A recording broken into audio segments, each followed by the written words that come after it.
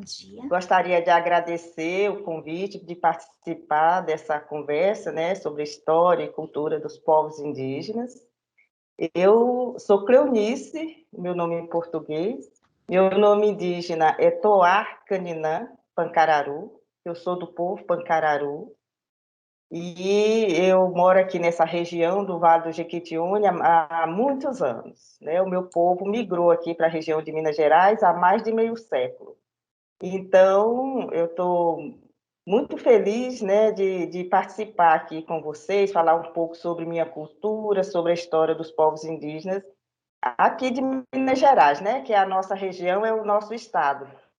Mas o nosso Brasil, o país, é um país diverso, com muitas culturas, né? A cultura pancararu, a qual eu pertenço, é uma delas. Então, o que eu puder contribuir, o que eu puder ajudar, podem contar. Eu sou mãe de 3 meninas, uma chama Itiará, outra chama Uaquirê, e a outra chama Nereuane, a caçula, e tenho uma neta que se chama Tainiauara.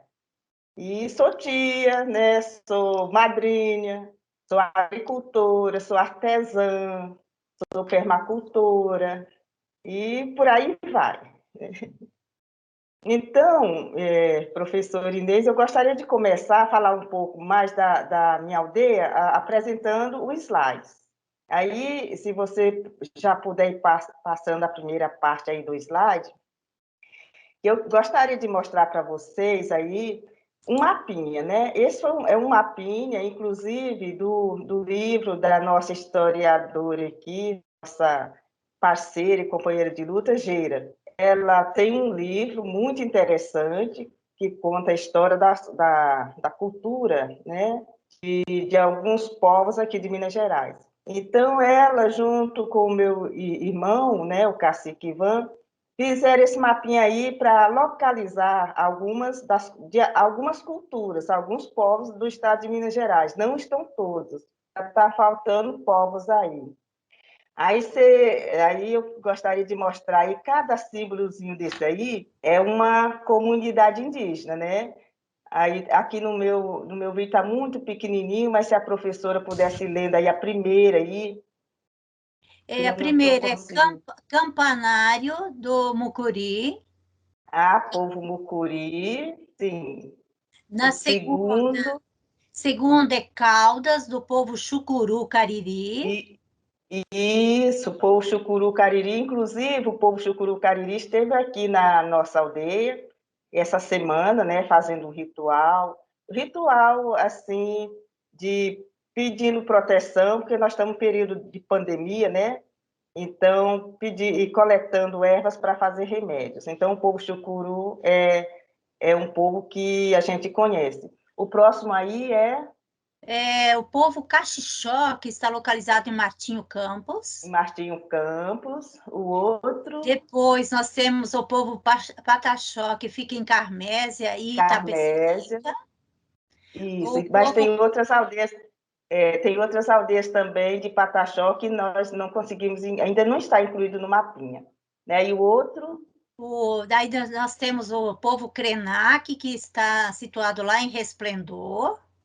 isso, O e o povo outro, Pataxó, em Frei sim, Gaspar. em O povo Gaspar, são os municípios. Machacali, que está, né, em vários municípios, Santa Helena, Isso, Bertópolis, Ladainha, Teófilo Otoni. isso.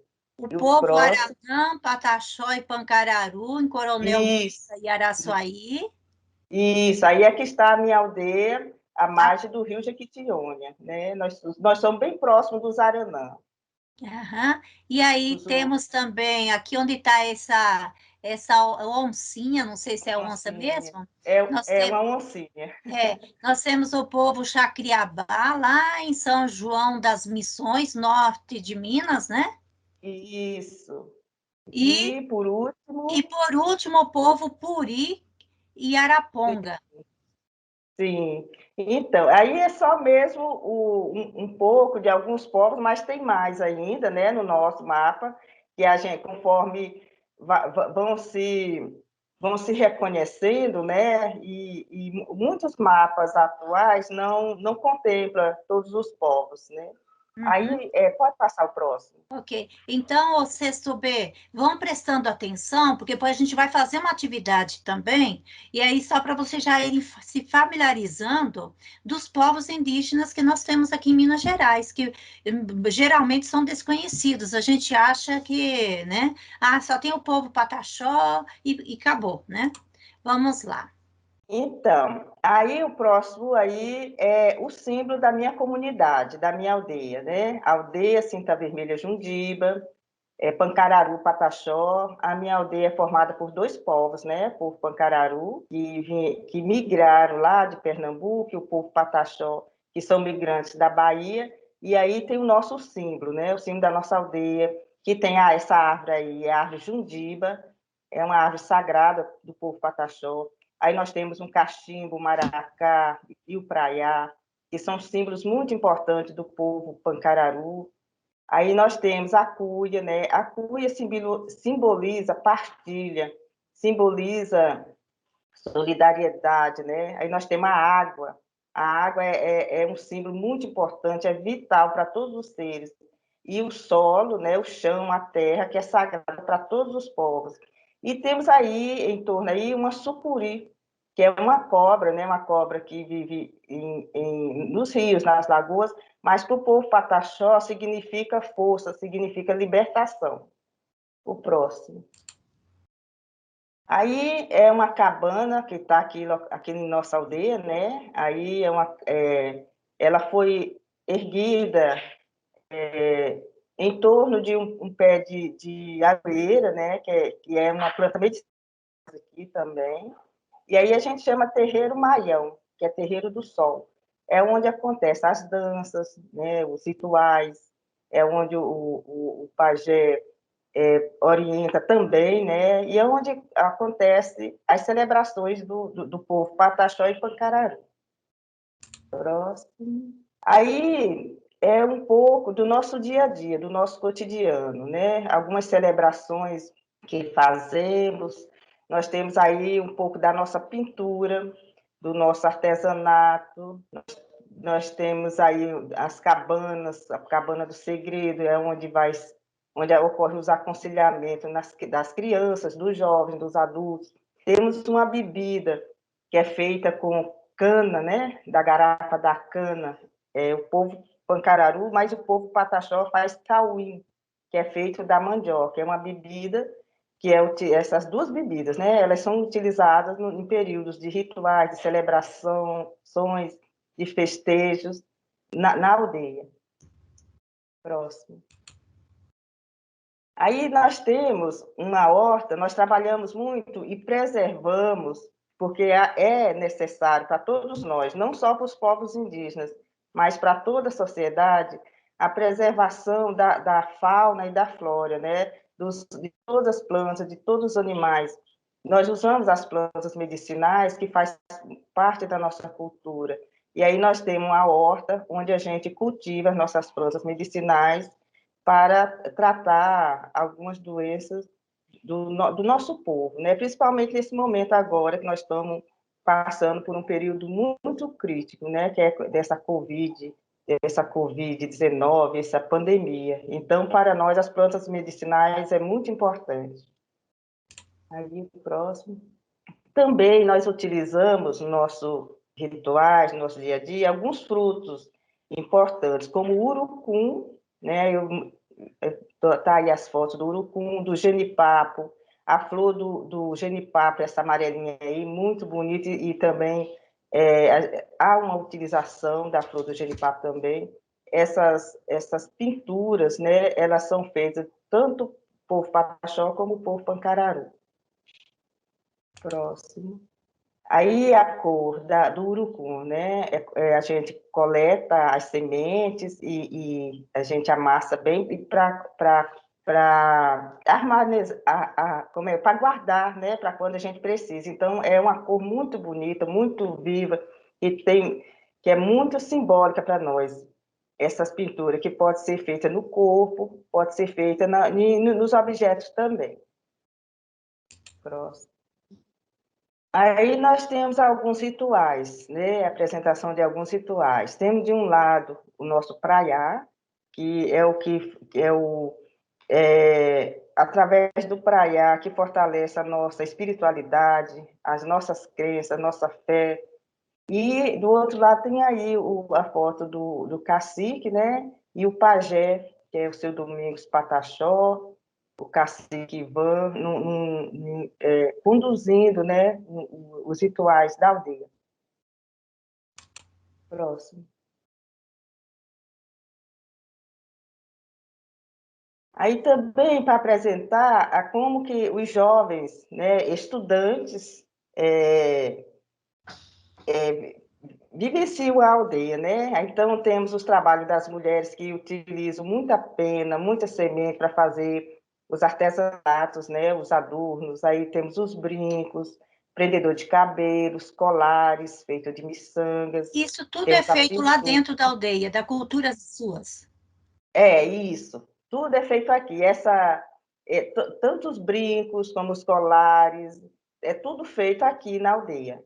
Inclusive, agora está parado, o pessoal também, eles participam, né, de feira para vender o artesanato, mas ultimamente não estamos podendo sair e os artesanatos estão todos estocados, né, assim, aí as mulheres encontram muita dificuldade, porque uma das rendas, né, de sustentabilidade é a venda do artesanato, mas agora está tudo parado. Mas aí é só, né, mostrar a arte das mulheres e dos jovens que fazem aqui na aldeia.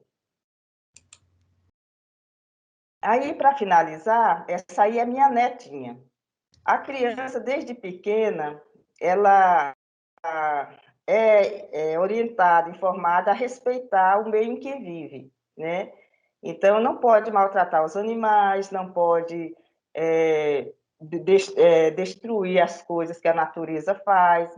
E muitas das crianças brincam, né? E aí minha netinha, ela gosta de brincar com borboletas. E no período das borboletas, aí aqui vem muita, né? Que a gente planta, tem muitas plantações de flores. Então, aí eu acho que é importante as crianças aprenderem o respeito, porque na natureza não é só o humano que vive na natureza, muitos outros seres vivem na natureza também. Então, cada um tem que respeitar seu espaço, né? A gente tem que respeitar o espaço dos outros animais, porque muitos deles, dos animais que vivem na natureza, eles são nossos serve de alimento para a gente, ajuda na nossa vida, no nosso aprendizado do dia a dia. Então, as crianças, desde pequenininha, elas são ensinadas a se proteger, né? Porque na natureza, aí no caso, ela encontrou uma borboleta, mas ela poderia encontrar um escorpião, poderia encontrar uma lagarta assim, venenosa, né? E ela tem que aprender a se cuidar, né? A se defender. Então, é isso, gente. Por enquanto é isso. Um abraço para vocês aí. Aí estou aqui se precisar de, né, fazer alguma pergunta, algum esclarecimento. Obrigada. Primeiro, eu vou falar o que eu achei. Achei muito legal essa apresentação. Gostei de aprender mais sobre os indígenas. E uma coisa também que eu gostei é que você falou que algumas tribos habitam em Santa Helena. Eu moro em Santa Helena e eu não fazia ideia que tinha alguma tribo por aí. E quando você fala da bebida que é feita de mandioca e etc., no meu trabalho, é porque a professora propôs um trabalho para a gente, eu fiquei com povos indígenas junto com o meu grupo. E essa bebida que você falou, a gente citou no nosso trabalho. Então, quando você começou a falar das bebidas, eu já reconheci. E de pergunta, é porque eu já vi uma curiosidade, que quando, eu não sei se na sua tribo, acho que é por culturas, né? Tipo assim, quando a menina vira mocinha, eu já vi numa cultura de alguns indígenas, que elas ficam dentro de uma salinha por um dia, não lembro muito bem. É assim na sua tribo também? Oi, Sofia, bom dia. Que bom que a sua pergunta. Bem, em Santa Helena tem, né, povos indígenas mesmo, às vezes ficam mais afastados da cidade, né? Bem, na minha cultura, sobre essa questão de ficar em reclusão, né, porque é assim, tem algumas culturas indígenas de alguns povos, a passagem de criança para a fase de adolescente, eles têm um ritual. Então, eles ficam em reclusão durante muito tempo, recebendo os aconselhamentos dos mais velhos, dos avós, dos tios, de toda a família, porque ela está fazendo a passagem de uma fase da vida para outra. No meu povo, nós não temos esse ritual, não. Esse ritual eu acho que é de outro povo. Acho que é do povo mais lá do norte do país, que faz né, esse ritual. O meu povo não tem esse ritual, não.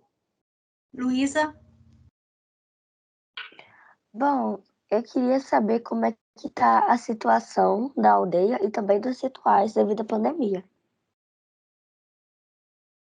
Oi, bom dia, filha. Bem, a nossa situação aqui na nossa comunidade, Aldeia Cinta Vermelha de Jundiba, a situação, assim, é bem difícil. Eu acho que nessa pandemia, todas as comunidades estão passando por dificuldades, né?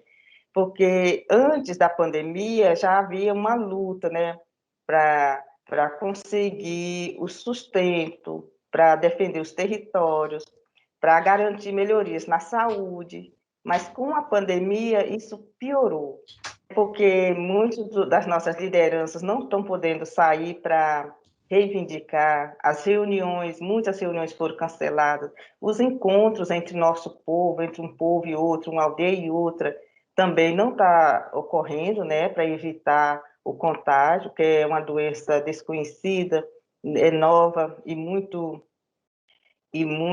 assim, está causando muita morte, né? Nós já tivemos muitos parentes nossos faleceram, morreram. Aqui em Minas, né, já foram, acho que 10 mortes devido ao Covid. Então, está difícil para nós, né? Está muito difícil, mas nós continuamos na luta, né? Com esperança de que isso vai passar, vai melhorar. E eu queria perguntar como que se vocês fazem as roupas ou vocês compram, não sei, assim, sabe? Oi, Arthur, bom dia. Bem, as nossas roupas, essas roupas do dia a dia, são compradas, né? Ou então ganhadas, né? Que a gente, às vezes, a gente recebe doações, mas do nosso dia a dia, algumas são compradas, são doadas, e algumas são feitas, né? De acordo com a necessidade aqui. Mas a maioria delas, elas são compradas mesmo, na cidade. Eu tenho outra pergunta. E as roupas e dos rituais vocês que fazem? Sim, aí nós temos aquelas roupas que são roupas específicas para algum momento dos rituais, aí são feitas com fibras que a gente tem uma planta aqui que chama croá. Ela é uma planta que é sagrada para o povo pancararu, né? Ela tem um ritual para se coletar, não pode coletar de qualquer jeito. Primeiro tem que pedir licença, se pode tirar, se a natureza pode oferecer. Tem todo um respeito ao coletar essa planta, né? E é uma bromélia, né? Bem grande, tipo a folha dela parece folha de abacaxi, só que bem comprida, né? É uma bromélia típica do bioma cerrado e da caatinga. Então, é uma planta sagrada, chama croá, para o povo pancararu. Então, essas vestimentas, elas são específicas, são confeccionadas para os rituais, né? Os rituais sagrados que o nosso povo faz aqui na comunidade, né? Eu tenho outra pergunta, é que vocês estão, assim, de alguma forma fazendo um distanciamento entre os outros, entre a sua própria tribo ou não? Sim, estamos fazendo. Tanto é que a gente não está fazendo mais visita em outras aldeias, que é costume a gente fazer, né? Visitar nosso povo, buscar sementes, coletar plantas, e agora nós não estamos fazendo mais isso. E também a gente recebia muita visita, agora a gente está fazendo a que chama barreira sanitária, né? Que nosso próprio povo está fazendo para não entrar pessoas assim desconhecidas, né? Que venham visitar, então nós não estamos recebendo visitas e estamos tomando todos os cuidados, né? Que são orientados, e também os cuidados do nosso povo, né? Usando as nossas plantas, usando a nossa medicina tradicional para evitar, né, esse contágio. Minha pergunta eu queria saber de onde é a origem do seu grupo indígena, se é de outro país e como ele surgiu. Oi, Davi, bom dia. Bem, o povo Pancararu, ele é originário mesmo aqui do Brasil, né? Aqui de muitas centenas de anos atrás, milhares de anos atrás. Então, o povo Pancararu, ele surgiu ali conforme o nosso mito de origem, nós surgimos do Rio São Francisco. O Rio São Francisco, ele nasce aqui em Minas Gerais, né? Aqui, acho que é na Serra da Canastra, se não me engano, e desce e passa por vários municípios, várias cidades do Nordeste, inclusive passa no meu território, né? E assim, nós sentimos muito triste porque os nossos territórios eles foram inundados para a construção de hidrelétricas, né? Então, muitos dos meus parentes, meu povo, foram expulsos, né? Tiveram que sair para dar lugar à construção dessa hidrelétrica. E os nossos símbolos sagrados estão inundados, né? Nessa hidrelétrica. A água passou por cima, cobriu a cidade, cobriu os territórios, né? E aí, nosso território sagrado está inundado. Mas nós somos originários do Médio São Francisco e, segundo o meu povo, nós somos originários do fundo do Rio São Francisco, né? Inclusive, até hoje, acreditamos que as aldeias... A nossa aldeia, nós temos uma aldeia encantada que está submersa, né? Que está debaixo do Rio São Francisco. E há muitos mitos, muitas lendas que os nossos antigos contam, né? Conta para os nossos jovens, para a gente saber a nossa origem, para a gente saber de onde nós viemos, né? Que a gente precisa saber quem somos nós. Então, o povo Pancararu são originários do Rio São Francisco. Uma dúvida que eu sempre tive é se os jovens, a maioria dos jovens, eles fazem faculdade. Vamos emendar na sua pergunta? Vamos emendar? Então, já que a Maria fez essa pergunta, se os jovens fazem faculdade, e ao fazerem faculdade, tem jovem que volta ou nunca mais voltam para a aldeia? Acho que já posso emendar a sua pergunta, Sim, Maria? sim. Tá, bom dia, Eduarda. Bem, jovens, sim, muitos estudam, né? Conseguem fazer faculdade. Nós conseguimos, alguns fazem vestibular, outros entram, assim, Política de cotas, esse né? modelo de cotas, isso. Inclusive, as minhas duas filhas, elas são formadas em gestão ambiental, e elas fizeram vestibular, né? E fizeram o curso de gestão ambiental, e agora uma está fazendo mestrado nessa área ambiental também, pela UNB, e a outra está tentando fazer aqui na Unimontes. Então, alguns voltam, né? Alguns voltam, outros, por certa dificuldade, continuam, às vezes conseguem emprego, às vezes conseguem uma outra forma de vida que eles acham melhor, e às vezes ficam mesmo na cidade mesmo, mas um grupo voltam para as aldeias, né, para trabalhar com o seu povo. A pergunta é: de onde vocês conseguem tirar dinheiro para sobreviver e para ir na cidade, por exemplo, comprar roupa e tal? Onde vocês trabalham para ganhar dinheiro? Porque eu sei que vocês trabalham na aldeia, mas ganha dinheiro? Como assim? Oi, Letícia, bom dia. Bem, a gente faz artesanatos, né? E os artesanatos que a gente vende.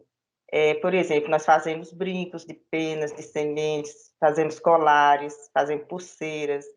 e muitas pessoas compram, né? Gostam dos nossos, digamos assim, dos nossos acessórios, né? Que nós chamamos de biojoias.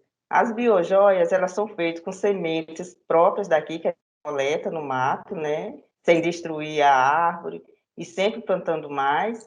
Nós coletamos as penas das aves e a madeira, né, que a gente encontra, e fazemos muitos artesanatos, né? Muitas artes. E daí a gente participa das feiras de artes, né? E vendemos para os amigos. E também temos algumas indígenas aqui que trabalham como agente de saúde, outros são professores, né, que dão aula aqui, professor indígena, e aí a gente consegue, né, esse dinheiro para a gente fazer essas compras, né, ir na rua, comprar roupa, comprar um calçado quando precisa.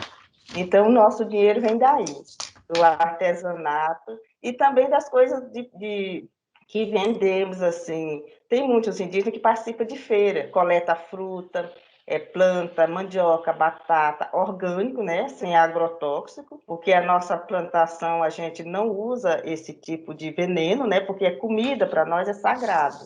A comida, ela tem que ser limpa, tem que ser vinda própria da natureza. Então, a gente colhe mandioca, batata, verduras, algumas frutas e vende nas feiras, né? Feiras livres, feiras que não usa agrotóxico. Só uma dúvida, quem consegue esse dinheiro, por exemplo, vende, faz lá o colar e tal e vende, é para si mesmo ou vocês dividem? Não, é para cada um vende o seu, né?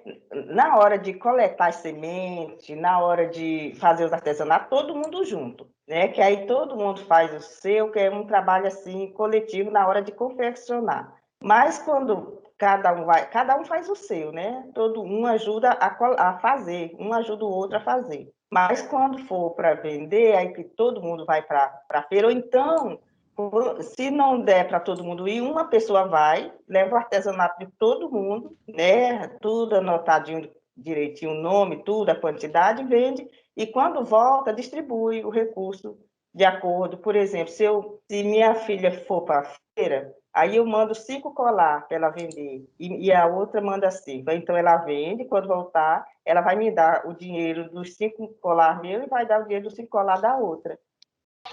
Oi, Cleonice, bom dia. Eu tenho duas perguntas para te fazer. E a minha primeira pergunta é quais são os deuses que o seu grupo acredita? E minha outra pergunta é quais são as brincadeiras que as crianças têm costume de brincar no seu grupo? Deuses e brincadeiras. Deus e brincadeiras. Tá bom. Bom dia, Maria Alice. Bem, nós acreditamos num criador, tá? Um criador que criou a Mãe Terra, a natureza, que nós chamamos na nossa língua o grande Sansei ou a grande Sansei. Então, nós temos assim o grande Sansei, a grande Sansei, que criou todo o universo e mandou para nossa terra, para nós Pancararu, os protetores, que são interpretados na figura do praiá. Eu acho que na minha apresentação aí, nós vimos os praiá. Cada praiá, ele é responsável de proteger cada elemento da natureza. O protetor da água, o protetor do solo, o protetor dos animais, o protetor das árvores. Então, nós somos obrigados a seguir as orientações desses protetores que são comandados pelo a grande Sansei. E a nossa mãe natureza, ela como se diz, é o sagrado para nós, né? O sagrado. Então, nós temos que ter esse respeito através dos praiá. Então nós temos uma grande Deus, um grande Deus, e os nossos protetores, que são através dos praiás, né? E as brincadeiras das crianças, elas brincam de muita coisa, né? Elas, quando vão para o rio, elas brincam de nadar, brincam de pular nas árvores, brincam de correr, brinco me imitando os animais, e brinco na escola também, quando elas vão para a escola, né? Brinco de roda, brinco de arco e flecha. Então, elas têm muitas brincadeiras com as crianças. E alguém aí dessa aldeia já foi atacado pelo coronavírus? Não, graças a Deus, não. O coronavírus tá rondando. No nosso município tem muito caso, que é Araçuaí, né? E muitos casos mesmo, porque Araçuaí vem muitas pessoas de São Paulo, pessoas que passam pela BR, né? Que é muito próximo, em Taubim. Então, nós temos muito caso em Araçuaí e Coronel Augusto, mas até, graças a Deus, até o momento, a nossa comunidade ainda está sadia, né? Ninguém foi infectado, não. Como que é a sua rotina na aldeia? Ou de algumas crianças ou de idosos? Pode ser de qualquer um. Como é que é a rotina? Rotina, tá. Bom dia, Daniel. Bem, a nossa rotina começa muito cedo, né? Por exemplo, a minha, eu costumo madrugar. Eu levanto 4h30, 5 da manhã, porque nós temos que molhar plantas, nós temos que cuidar dos animais, nós temos que fazer as coisas do dia a dia que a gente tem que fazer, né? Se tiver que ir para a roça, plantar, colher, cuidar da plantação, né? Quem tem roça, quem tem horta. As crianças, o dia a dia, como aqui tem a aula pela manhã, né? Então, as crianças vão para a aula, para a escola, pela manhã, vão aprender, vão brincar. Os jovens também têm os seus afazeres. Por exemplo, muitos jovens estudam, então vão ter que fazer seu dever de casa e vão ajudar também na comunidade, né? Fazer limpeza dos quintais na casa, cuidar da plantação, cuidar das plantas. E também, agora nós estamos um pouco parados, mas a rotina é fazer os artesanatos, né? Que ajuda na nossa subsistência. Então, é coletar semente, preparar semente, fazer os colares, os brincos. Então, a nossa rotina, ela é assim, né? E quando é tempo normal, a gente recebe visitas, a gente faz visitas nas outras comunidades, né, para fazer as nossas celebrações, os nossos agradecimentos. Então, é isso. Oi, bom dia. Então, eu fiquei com uma dúvida que eu vi que vocês estão utilizando óculos. Não sei se é de grau, mas eu fiquei com uma curiosidade para saber como vocês sabem o grau que vocês vão ter que usar, onde vocês fazem o óculos, se vocês fazem na aldeia, ou se vocês vão para a cidade fazer. Como é que vocês sabem isso? Bom dia, Gabriela. Sim, o óculos, nós temos uma equipe de saúde que nos atende, né? Antigamente a gente não usava não, porque os nossos antepassados, né, o pessoal tinha uma visão muito boa, né? O modo de vida era diferente das de hoje, né? O alimento era melhor e como que se diz, o uso da medicina era mais comum. E hoje nós temos assim uma certa dificuldade, né? Então, quando eu mesmo comecei a sentir problema na visão, aí eu fiz uma consulta, né? Que aqui nós temos o PSI, o Polo de Saúde Indígena, que tem uma equipe médica da saúde indígena. E aí eu fiz o exame. Aí, como eu estava fazendo um curso, né, tinha que ler muito, a gente tinha que estudar, assim, a gente força muito a visão, né, e prejudica muito as vistas.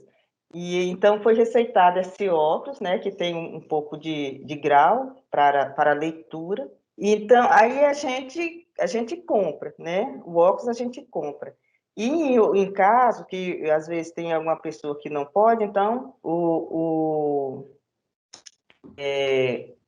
há um tempo atrás o pessoal da saúde indígena comprava, né? Só que eu acho que o recurso foi cortado, então a própria pessoa tem que comprar agora, então não recebe mais a doação, né, que era doado o óculos. Agora eu não estou recebendo mais essa doação, não. Então a pessoa que precisar do óculos tem que que comprar, mas depois que consultar, né? Depois que o médico avaliar a visão. Eu vejo várias curiosidades, né? Então, por isso que eu tenho muitas perguntas. Primeiro eu queria perguntar sobre que idade já podem caçar e aprender sobre esses costumes. E, por exemplo, o rio. Vocês tomam banho no rio? Eu já vi algumas pessoas, alguns indígenas, que tomam banho em rios. Por exemplo, se vocês preservam o rio, se Oi. as intenções do rio, por exemplo, vocês limpam, etc. Oi, Sofia, bom dia. Bem, a idade para aprender as coisas, né? A caçar, a ajudar os pais na roça, a coletar semente, a fazer artesanato. Isso depende, né? Isso vai. As crianças sempre estão nas atividades do dia a dia. Assim, o que ele quiser fazer, aprender a fazer. A minha netinha, que tem 7 anos, ela já faz o seu colarzinho. Né? Ela desde pequenininha, que ela já começou a se envolver, conhecer as sementes, conhecer as fibras, e então ela sabe como que fazer o seu colar, a sua pulseira. E aí as crianças, antigamente, quando a gente tinha território, tinha mata, a gente caçava, né?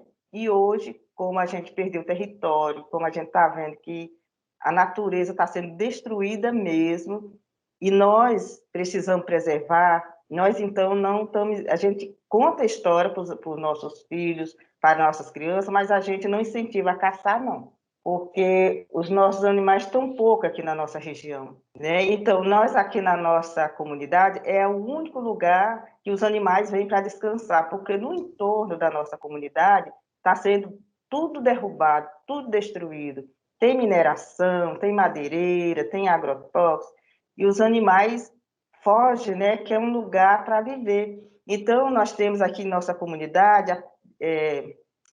a tendência de preservar esse restinho de animais que existe. Então, a gente não está ensinando mais a caçar, a gente está ensinando a preservar. Quando eles vão, que vejam uma ave, um pássaro, um bichinho lá no mato, inclusive, em frente à minha casa, a minha neta todo dia vai alimentar os miquinhos, os macaquinhos, sabe? Aqueles sonhos pequenininhos. Eles vêm aqui bem para o nosso terreiro e minha neta vai lá levar uma fruta para eles comer, né? E nós temos muito lagarto, teiu, nós temos muitas aves bonitas aqui na nossa região, então as crianças não atiram pedra, não atiram flechas. A flecha atualmente é mais para enfeite, é mais para, assim, demonstração e para outras atividades, né? E não para caçar mais, porque os nossos animais estão desaparecendo, né? Enquanto ao rio... Pode falar. Sim, e quanto ao rio, o rio também, a gente toma banho aqui no Rio Jequitinhonha, né, que fica bem próximo da nossa aldeia, as crianças tomam banho, mas não é, assim, coisa muito comum, porque devido à poluição dos rios.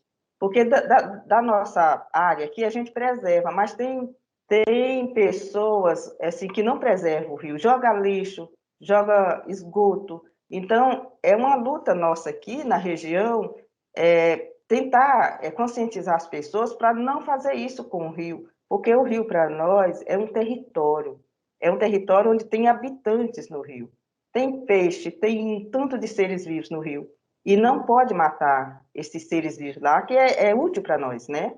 Então, é uma luta nossa do dia a dia, tentar conscientizar as pessoas para não poluir o rio, né? E além da água, a água é vida para todo mundo. E eu queria perguntar como que são feitos os rituais de casamento. Oi, Daniel, bom dia. Bem, aqui na nossa comunidade, como nós temos 2 povos, né? Eu vou falar aqui do povo Pataxó, porque cada povo tem um ritual. O povo Pancararu, ele tem um ritual, mas atualmente não usa mais o ritual Pancararu para casamento, né? Porque assim, o pessoal mesmo não tem mais antigos, né, que sabiam fazer o ritual, nós já perdemos, e os mais jovens não assim, conseguiram aprender. Né? E também os nossos rituais, o povo Pancararu, eles foram muito perseguidos e foram proibidos de fazer seus rituais. Então, aquilo que nós conseguimos, como se salvar da perseguição, é o que nós usamos hoje. Então, nós perdemos muitos rituais, porque era proibido naquela época, né, de fazer os rituais. Mas o povo Pancararu, aliás, o povo Pataxó, eles conseguiram preservar o ritual Pataxó. E aqui, o casamento deles é o seguinte, eles fazem o casamento que tem como símbolo uma pedra. Então, o noivo, é aquela pessoa que vai casar, ele tem que carregar uma pedra do peso da noiva. E ali o cacique, a liderança vão determinar uma distância que ele vai carregar essa pedra. Se ele der conta de carregar a pedra até o local que foi estabelecido pelas lideranças, ele casa. Se não, ele não casa, porque ali ele tem, essa pedra significa a responsabilidade, né? Significa que o casamento tem que ser algo bem duradouro, né? Algo de muito respeito e que vai ser assim, que a família vai se estabelecer bem. E aí tem as pinturas para esse casamento, e a noiva fica numa cabaninha. Eu acho que no meu slide eu acho que apresentou 2 cabaninhas com a pedra, né? Que foram 2 casamentos que ocorreram. Eu queria agradecer a Cleone por estar aqui na aula. Eu adorei muito que você esteve aqui para falar um pouco da sua cultura, um pouco dos seus saberes, né? Porque eu acho muito importante nesse dia a dia saber um pouco, saber nem que seja um pouco da cultura indígena, porque eles também são importantes. E eu gostei também que você falou em relação ao meio ambiente, né? Que a gente precisa preservar, que acho que isso chamou muito a minha atenção, né? Por causa que antes, como a professora Inês disse, antes vocês caçavam e agora vocês estão protegendo o meio ambiente, vocês estão protegendo os animais, não o meio ambiente, né? Mas os animais que vocês sempre protegeram o meio ambiente. E é só agradecer mesmo por estar compartilhando essa sua cultura maravilhosa